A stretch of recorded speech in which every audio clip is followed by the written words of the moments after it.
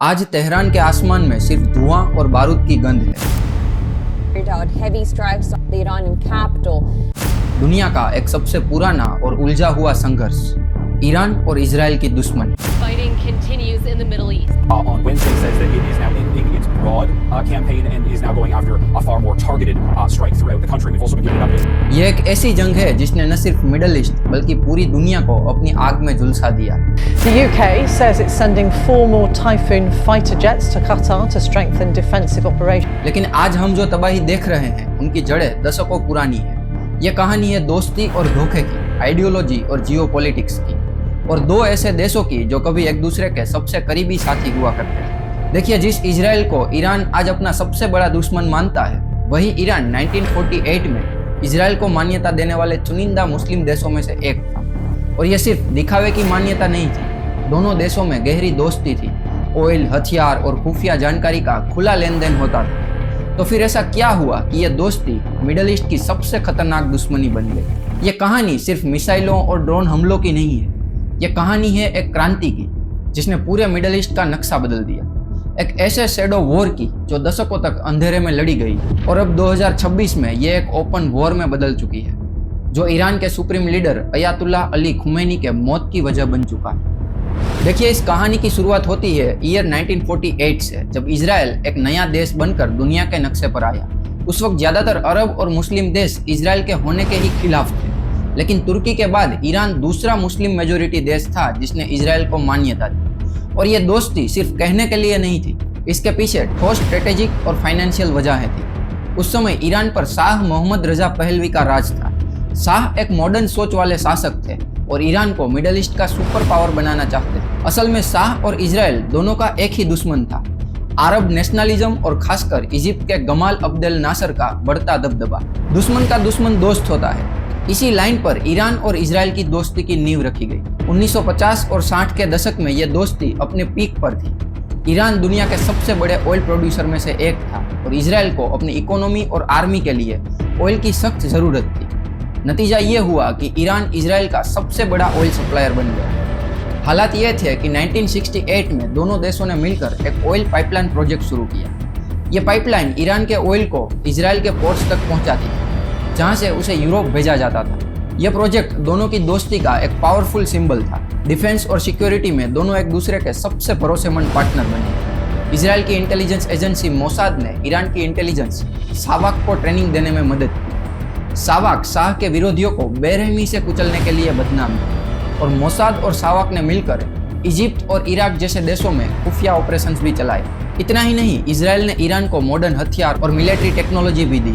Israeli कंपनियां Iran में agriculture और कंस्ट्रक्शन के बड़े बड़े प्रोजेक्ट चला रही थी। तेहरान और तेल अवीव के बीच डायरेक्ट फ्लाइट्स थी और ईरान में जूइश लोग भी खुद को सिक्योर महसूस करते थे। शॉर्ट में कहे तो 1979 से पहले ईरान और इजराइल का एक स्ट्रेटेजिक अलायंस था। इजराइल को एक मुस्लिम कंट्री का साथ मिला और ईरान को एक पावरफुल और टेक्नोलॉजी में एडवांस दोस्त। लेकिन ये अलायंस ज्यादा समय तक नहीं चला, क्योंकि ईरान की राजनीति की कहानी इतनी सीधी भी नहीं थी। असल में ईरान के लोगों के दिल में वेस्टर्न कंट्रीज के लिए गुस्से की एक पुरानी वजह थी। दरअसल साल 1953 में ईरान के प्रधानमंत्री मोहम्मद मोइसेद ने एक बड़ा फैसला लिया। उन्होंने ईरान की ऑयल इंडस्ट्री को नेशनलाइज करने का ऐलान किया। उस समय ईरान का ऑयल लगभग पूरी तरह ब्रिटिश कंपनियों के कंट्रोल में था। लेकिन यह फैसला अमेरिका और ब्रिटेन को बिल्कुल पसंद नहीं आया और कुछ ही महीनों के अंदर CIA और ब्रिटिश इंटेलिजेंस ने मिलकर एक ऑपरेशन चलाया, ऑपरेशन अजाक्स। इस ऑपरेशन के जरिए मोसदेक की सरकार को गिरा दिया गया और शाह मोहम्मद रजा पहलवी को फिर से पूरी पावर के साथ सत्ता में बैठाया गया। उस समय तो शाह की सत्ता पावरफुल थी, लेकिन इस घटना ने ईरान की जनता के मन में वेस्टर्न कंट्रीज के खिलाफ गहरा अविश्वास पैदा कर दिया और यही अविश्वास आगे चलकर 1979 की इस्लामिक रिवॉल्यूशन का कारण बना। University students demonstrating in Tehran shouting death to the Shah pledge allegiance to the Islamic movement of the Ayatollahs. साल 1979 ये वो साल था जिसने ईरान और मिडल ईस्ट की कहानी को हमेशा के लिए बदल दिया। शाह के खिलाफ महीनों से चल रहे विरोध एक बड़े जन आंदोलन में बदल गए। इस आंदोलन का चेहरा थे एक 40 साल के रिलीजियस लीडर जो 15 साल से देश के बाहर थे, अयातुल्लाह रुहुल्लाह खुमैनी। ये आंदोलन था ईरान का इस्लामिक रिवॉल्यूशन। लाखों लोग सड़कों पर थे, देश भर में हड़तालें, प्रदर्शन और शाह के खिलाफ विरोध तेज होते चले गए। आखिरकार जनवरी 1979 में शाह मोहम्मद रजा पहलवी को देश छोड़कर भागना पड़ा। और कुछ ही हफ्तों के बाद फरवरी 1979 में अयातुल्लाह खोमेनी की वापसी के साथ ईरान में सदियों पुरानी राजाशाही खत्म हुई और एक नए इस्लामिक शासन की शुरुआत हुई। ईरान अब राजाशाही नहीं बल्कि एक इस्लामिक रिपब्लिकन बन गया। पावर में आते ही खोमेनी ने ईरान की फॉरेन पॉलिसी को पूरी तरह से पलट दिया। अमेरिका, जो कल तक ईरान का सबसे बड़ा साथी था, अब द ग्रेट सैतन बन गया और इजराइल, जो ईरान का करीबी दोस्त था, वो लिटिल सैतन कहलाने लगा। खोमेनी की सोच शाह से पूरी तरह से अलग थी। जहां शाह वेस्टर्न कल्चर के फैन थे, वहीं खोमेनी एक कट्टर इस्लामी शासन चाहते थे। उनकी नज़र में शाह अमेरिका के हाथ की कठपुतली थे और शाह का इजराइल से दोस्ती का रिश्ता एक ऐसा गुनाह था जिसे माफ नहीं किया जा सकता। खोमेनी अपने भाषणों में इजराइल को इस्लाम का दुश्मन और एक नाजायज देश बताते थे जिसने फिलिस्तीन की जमीन पर कब्जा किया था। इस नई इस्लामी गवर्नमेंट ने इजराइल से अपने सारे डिप्लोमेटिक और फाइनेंशियल रिलेशन फौरन खत्म कर दिए। तेहरान में मौजूद इजरायली एम्बेसी को बंद करके उसे यासर अराफात की फिलिस्तीनी लिबरेशन ऑर्गेनाइजेशन यानी PLO को सौंप दिया गया। यह एक सिंबॉलिक मूव था जिसने दुनिया को ईरान का नया स्टैंड साफ साफ बता दिया। ईरान ने ऐलान किया कि वो इजराइल को एक देश नहीं मानता और उसका आखिरी मकसद इजराइल को दुनिया के नक्शे से मिटाना है। यह दुश्मनी सिर्फ बयानों तक नहीं थी। ईरान ने एक नई और बेहद पावरफुल फोर्स बनाई, इस्लामिक रिवॉल्यूशनरी गार्ड कोर्प्स यानी IRGC। IRGC का मेन काम ईरान के बाहर इस इस्लामिक क्रांति के एजेंडे को फैलाना था, लेकिन ईरान ने सीधे इजराइल से लड़ने की बजाय एंटी इजराइल ग्रुप्स को फंडिंग, हथियार और ट्रेनिंग देना शुरू किया। ईरान चाहता था कि इजराइल को लगातार छोटे छोटे हमलों में उलझाए रखे और इस स्ट्रेटेजी का सबसे बड़ा और सबसे खतरनाक हथियार 1982 में लेबनान में पैदा हुआ, हिजबुल्लाह। लेकिन इस नई इस्लामिक सरकार के सामने एक और बड़ी चुनौती आने वाली थी। साल 1980s में इराक के तानाशाह सद्दाम हुसैन ने ईरान पर हमला कर दिया। इस तरह शुरू हुआ ईरान इराक का युद्ध, जो पूरे 8 साल तक चला, 1980 से 1988 तक। यह युद्ध बेहद खूनी था, लाखों लोग मारे गए और दोनों देशों की इकोनॉमी बुरी तरह तबाह हो गई। इस युद्ध ने ईरान की सोच को हमेशा के लिए बदल दिया। ईरान के नेताओं को यह एहसास हो गया कि अगर फ्यूचर में किसी से लड़ाई होती है तो उसे अपनी बॉर्डर से दूर रोकना जरूरी होगा, और यही सोच आगे चलकर ईरान की प्रॉक्सी वॉर स्ट्रेटेजी की नींव बनी। 1979 के रिवॉल्यूशन के बाद ईरान और इजराइल के बीच एक ऐसी जंग शुरू हुई जो मैदान में नहीं बल्कि पर्दे के पीछे लड़ी जा रही थी। इसे ही प्रॉक्सी वॉर कहा गया। प्रॉक्सी वॉर का मतलब होता है जब दो देश सीधे युद्ध नहीं लड़ते बल्कि अपने अपने सपोर्टिंग ग्रुप्स के जरिए लड़ाई लड़ते। ईरान ने इसी स्ट्रेटेजी को अपनाया। धीरे धीरे उसने पूरे मिडिल ईस्ट में अपने सहयोगियों का एक नेटवर्क तैयार किया। लेबनान में हिजबुल्लाह, गाजा में हमास, सीरिया में असद गवर्नमेंट और यमन में हुती विद्रोही। इन सभी ग्रुप्स को एक्सिस ऑफ रेजिस्टेंस कहा जाता है। ईरान के लिए ये सिर्फ ग्रुप्स नहीं थे बल्कि एक तरह की स्ट्रेटेजिक डेप्थ थे। यानी अगर कभी इजराइल या अमेरिका के साथ सीधी लड़ाई होती है तो जंग सिर्फ ईरान तक नहीं लड़ी जाएगी बल्कि पूरे मिडिल ईस्ट में फैल जाएगी, और यही चीज आज देखने को मिलती है। 1980 के दशक की शुरुआत में ईरान की IRGC ने लेबनान में अपनी जड़ें जमानी शुरू की।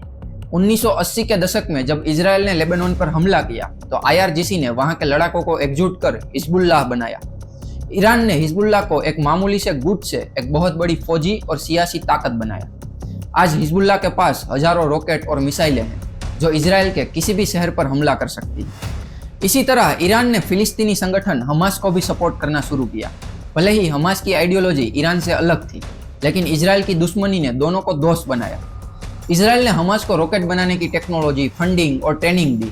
इसके अलावा यमन में हुती विद्रोहियों को भी ईरान का पूरा सपोर्ट मिला, जिन्होंने बाद में इजराइल की तरफ बैलिस्टिक मिसाइलें भी चलाई। इन प्रॉक्सी ग्रुप्स का नेटवर्क ईरान के लिए एक स्ट्रेटेजिक डेप्थ का काम करता है, जिसके जरिए वो इजराइल के साथ बिना लड़े उन्हें नुकसान पहुंचा सकते हैं। इस शैडो वॉर का सबसे खतरनाक मोर्चा था ईरान का न्यूक्लियर प्रोग्राम। ईरान का कहना था कि उनका प्रोग्राम शांतिपूर्ण कामों के लिए है, लेकिन असली सवाल सिर्फ इतना नहीं था कि ईरान न्यूक्लियर एनर्जी चाहता है या न्यूक्लियर वेपन। सवाल था न्यूक्लियर डिटेरेंस का। दुनिया की राजनीति में न्यूक्लियर वेपन सिर्फ युद्ध के लिए नहीं बनाए जाते बल्कि दुश्मन को डराने के लिए भी बनाए जाते हैं। अगर किसी देश के पास न्यूक्लियर वेपन है तो उसके खिलाफ युद्ध करना काफी जोखिम भरा होता है। इसी वजह से इजराइल को डर था कि अगर ईरान न्यूक्लियर वेपन बनाता है तो मिडिल ईस्ट में पावर का संतुलन पूरी तरह से बदल सकता है। इजराइल ने ठान लिया कि वो ईरान को किसी भी कीमत पर न्यूक्लियर वेपन बनाने नहीं देगा, और यहीं से शुरू हुआ खुफिया ऑपरेशनों का एक लंबा और खतरनाक खेल। साल 2010 में स्टनेट नाम के एक बेहद एडवांस कंप्यूटर वायरस ने ईरान के नतांज न्यूक्लियर प्लांट के हजारों सेंट्रीफ्यूज को पूरी तरह से डैमेज कर दिया। माना जाता है कि ये अमेरिका और इजराइल का एक जॉइंट ऑपरेशन था। इसके बाद ईरान के टॉप न्यूक्लियर साइंटिस्ट की एक एक करके हत्या होने लगी। 2010 से 2012 के बीच ईरान के 4 बड़े न्यूक्लियर साइंटिस्ट मारे गए। इन सभी हत्याओं के पीछे इजरायली इंटेलिजेंस एजेंसी मोसाद का हाथ माना जाता है। साल 2011 में जब सीरिया में सिविल वॉर छिड़ा तो ईरान ने अपने सबसे करीबी अरब दोस्त बशर अल असद की गवर्नमेंट को बचाने के लिए मैदान में कूद पड़ा।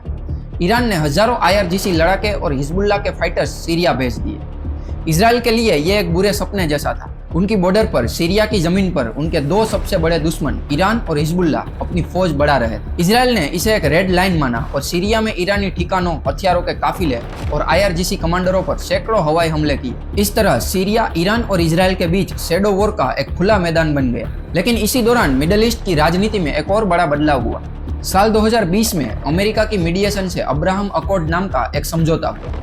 इस समझौते के तहत UAE, बहरीन, मोरक्को और सूडान जैसे देशों ने पहली बार ऑफिशियली इजराइल के साथ रिश्ते नॉर्मल किए। अब इजराइल के लिए यह एक बहुत बड़ी कूटनीतिक जीत थी, लेकिन ईरान ने इसे एक अलग नजरिए से देखा। उसे लगा कि धीरे धीरे पूरे मिडिल ईस्ट में उनके खिलाफ एक नया अलायंस तैयार किया जा रहा, और इस चीज से मिडिल ईस्ट में रीजनल टेंशन और भी बढ़ गया। दशकों तक ये लड़ाई पर्दे के पीछे चलती रही, लेकिन साल 2024 में सारे नियम टूट गए। 1 अप्रैल 2024 को सीरिया की राजधानी दमिश्क में ईरानी एम्बेसी पर इजराइल ने एयर स्ट्राइक की। इसमें IRGC के 2 टॉप जनरल समेत 7 बड़े ऑफिशियल्स मारे गए। अब किसी भी देश की एम्बेसी पर हमला सीधे सीधे उस देश पर हमला माना जाता है। ईरान के लिए यह एक ऐसी बेइज्जती थी जिसका जवाब देना काफी जरूरी था। 13 अप्रैल 2024 को ईरान ने वो किया जो इसने इतिहास में पहले कभी नहीं किया। ईरान ने इजराइल पर 300 से ज्यादा ड्रोन और मिसाइलों से हमला किया। यह ईरान और इजराइल के बीच पहला डायरेक्ट मिलिट्री एक्शन था। शैडो वॉर अब खत्म हो चुका था। इसके बाद इजराइल ने भी जवाबी कार्यवाही की। अक्टूबर 2024 में जब हिजबुल्लाह के नेता हसन नसरुल्लाह और हमास नेता इस्माइल हानिया मारे गए तो ईरान ने बदले के लिए एक बार फिर इजराइल पर 180 से ज्यादा बैलिस्टिक मिसाइलें दागी। इसके जवाब में इजराइल ने भी तेहरान के पास सैन्य ठिकानों पर हमला किया। अब यह दुश्मनी एक नए और कहीं ज्यादा खतरनाक दौर में आ चुकी थी। 2025 का पूरा साल इसी तनाव में बीता। पर्दे के पीछे डिप्लोमेसी की कोशिशें होती रही, लेकिन जमीन पर हालात बिगड़ते गए। जून 2025 में दोनों देशों के बीच एक छोटा लेकिन हिंसक मिलिट्री एक्शन हुआ। इजराइल ने ईरान के न्यूक्लियर प्रोग्राम पर हवाई हमले किए, जिसके जवाब में ईरान ने ऑपरेशन ट्रू प्रॉमिस के तहत इजराइल पर मिसाइलें दागी। इस झड़प ने दिखा दिया कि अब चिंगारी कभी भी आग बन सकती है। 2025 के बाद अमेरिका में डोनाल्ड ट्रंप की गवर्नमेंट ने ईरान पर प्रेशर और भी बढ़ा दिया। न्यूक्लियर प्रोग्राम पर चल रही बातचीत पूरी तरह से ठप हो गई। फरवरी 2026 आते आते हालात एक टर्निंग पॉइंट पर पहुंच चुके थे। एक तरफ अमेरिका और इजराइल का सब्र खत्म हो रहा था और खुफिया रिपोर्ट्स बता रही थी कि ईरान न्यूक्लियर वेपन बनाने के बेहद करीब पहुंच चुका है। दूसरी तरफ ईरान भी अपनी फौजी ताकत को लेकर कुछ ज्यादा ही कॉन्फिडेंट नजर आ रहा था। फरवरी 2026 के आखिरी दिनों में ईरान के minister of foreign affairs Abbas Araghchi ने एक बयान दिया, जिसमें उन्होंने अमेरिका के साथ एक डील की बात कही, लेकिन तब तक शायद बहुत देर हो चुकी थी। अमेरिका और इजराइल एक बड़े हमले की तैयारी कर चुके थे। पिछले कई महीनों से F-22, F-35 जैसे फाइटर जेट्स और B-1, B-2 बम्बर मिडिल ईस्ट में जमा हो रहे थे। Gerald R Ford aircraft carrier भी मिडिल ईस्ट में तैनात था। माहौल किसी बड़े तूफान से पहले की शांति जैसा था। 28 फरवरी 2026 आधी रात के बाद तेहरान समेत ईरान के कई शहर जोरदार धमाकों से गूंज उठे। इजराइल और अमेरिका ने मिलकर ईरान के खिलाफ अब तक का सबसे बड़ा मिलिट्री ऑपरेशन शुरू कर दिया। इजराइल ने इसे ऑपरेशन रोरिंग लायन नाम दिया, जबकि अमेरिका ने इसे ऑपरेशन एपिक फ्यूरी कहा। इस ऑपरेशन के पहले कुछ ही घंटों में 200 से ज्यादा फाइटर जेट्स ने ईरान के 500 से ज्यादा ठिकानों पर अटैक किया। इनमें ईरान के nuclear plants, missile launching sites, command centre और IRGC के हेडक्वार्टर शामिल थे। USA के B-1 और B-2 बॉम्बर्स ने ईरान के पहाड़ों में बने सबसे सिक्योर न्यूक्लियर बेस जैसे फोर्डो और नतांज को भी तबाह कर दिया। लेकिन इस हमले का सबसे बड़ा टारगेट तेहरान में मौजूद अयातुल्लाह अली खुमैनी का कंपाउंड था। सैटेलाइट तस्वीरों ने दिखाया कि कंपाउंड पर कई सटीक हमले हुए। हमले के बाद खुमैनी की हालत को लेकर दुनिया भर में अफवाहें उड़ने लगी। 1 मार्च को ईरानी मीडिया ने डिक्लेयर किया कि 86 वर्षीय supreme leader Ayatollah Ali Khomeini इस हमले में मारे गए। Iranian state media has confirmed its supreme leader Ayatollah Khamenei has been killed in his compound after the US and Israel engaged in large-scale strikes across Iran. Khomeini की मौत की खबर ने आग में घी का काम किया। ईरान ने इसे अपने वजूद पर हमला माना और बदले की कार्यवाही शुरू की। ईरान ने अपनी मोजेक डिफेंस स्ट्रेटेजी का इस्तेमाल करते हुए देश भर में फैले अपने छिपे हुए लॉन्चरों से सैकड़ों बैलिस्टिक और क्रूज मिसाइलें दागनी शुरू की। इन मिसाइल्स का टारगेट सिर्फ इजराइल नहीं था, बल्कि मिडिल ईस्ट के 9 देशों में मौजूद अमेरिकी सैन्य ठिकाने भी। यूएई और कतर जैसे देशों में मौजूद अमेरिकी सैन्य ठिकानों को भी निशान बनाया गया। इस दौरान जंग का एक दूसरा मोर्चा लेबनान में शुरू हुआ। हिजबुल्लाह ने नॉर्थन इजराइल पर हजारों रॉकेट दागने शुरू किए, जिसके जवाब में इजरायली सेना सदर्न लेबनान में घुस गई और सीधे हिजबुल्लाह के साथ ओपन वॉर शुरू कर दी। मार्च 2026 की शुरुआत तक ये एक पूरे मिडिल ईस्ट की जंग बन चुकी थी। 4 मार्च तक अमेरिकी सेना 2000 से ज्यादा ईरानी ठिकानों पर हमला कर चुकी थी, लेकिन ईरान भी पूरी ताकत से पलटवार कर रहा है। उसने हॉर्मुज स्ट्रेट को बंद करने की धमकी दी है, जो दुनिया की ऑयल सप्लाई की लाइफलाइन है। आज 6 मार्च 2026 को जब यह वीडियो रिकॉर्ड हो रही है, जंग अभी भी जारी है।